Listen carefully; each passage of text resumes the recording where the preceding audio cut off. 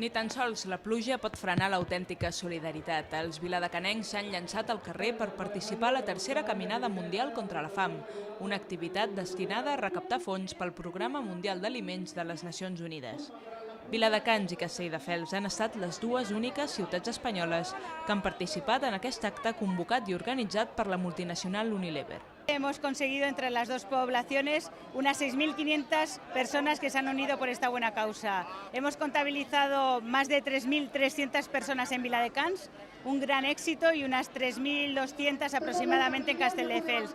Estamos encantados porque realmente Viladecans ha mostrado nuevamente su solidaridad, su espíritu generoso y ese gran corazón para ayudar a aquellas personas que tanto lo necesitan. Malgrat la pluja hem sigut més de 3.000 persones. Jo crec que Viladecans ha respost d'una manera molt important i la veritat aconsegueixes per una part fer una activitat familiar i per altra també col·laborar en aquest cas a la campanya contra la fam de la UNESCO i per tant crec que en aquest sentit és una activitat rodona.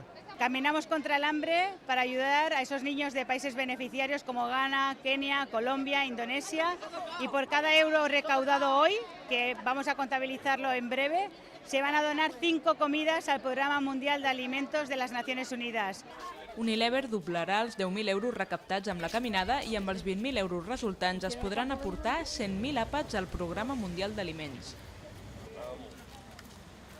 La caminada ha recorregut 5 quilòmetres pels carrers de Viladecans i, com en les dues edicions anteriors, ha tingut com a punt de sortida i arribada el Col·legi Sant Gabriel. Aquesta jornada és significativa per l'escola per diferents motius.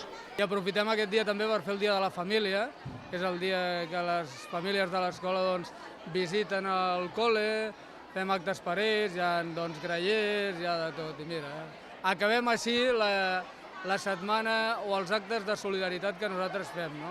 Hi ha hagut primer un esmorzar solidari, sopar de la fam, i ara amb la caminada ja tanquem.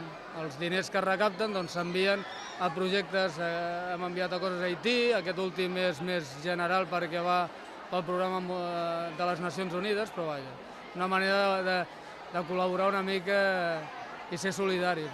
L'any passat, Espanya va ser el país on la Caminada Mundial contra la Fam va tenir més participants. L'acte s'ha celebrat enguany a més de 100 països.